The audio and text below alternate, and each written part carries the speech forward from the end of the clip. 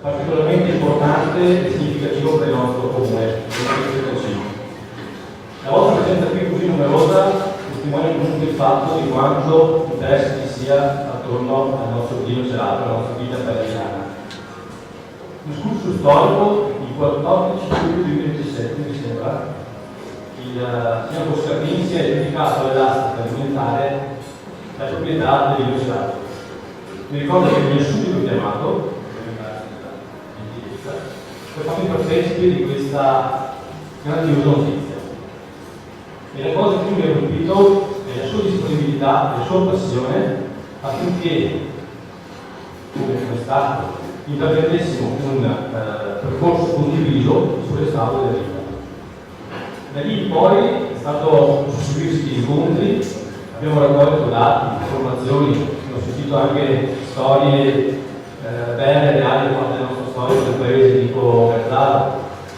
È stato costruito un sito internet e l'interesse anche le rivoluzioni del sito internet si sono dimostrate veramente innumerevoli.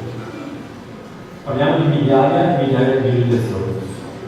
Già i numeri di oggi, attraverso questa visita guidata, sono un segno sicuramente tangibile e importante di quello che è questo avvenimento.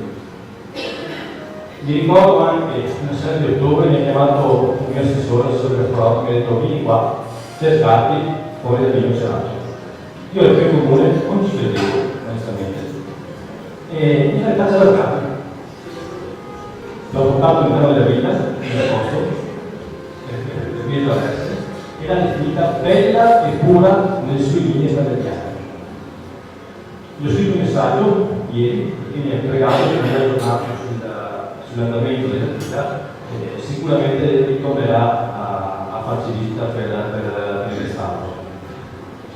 Direi che questo 2018 sarà sicuramente un anno importante, un anno della storia per quanto riguarda la storia del nostro paese, la storia del vino gelato, e già il fatto oggi di aver aperto la vigna è un segno importante. Prima ero in villa, è entrato un cittadino, mi ha detto: ho 46 anni e non ci sono mai entrato, finalmente entro a visitare la villa, è fantastico.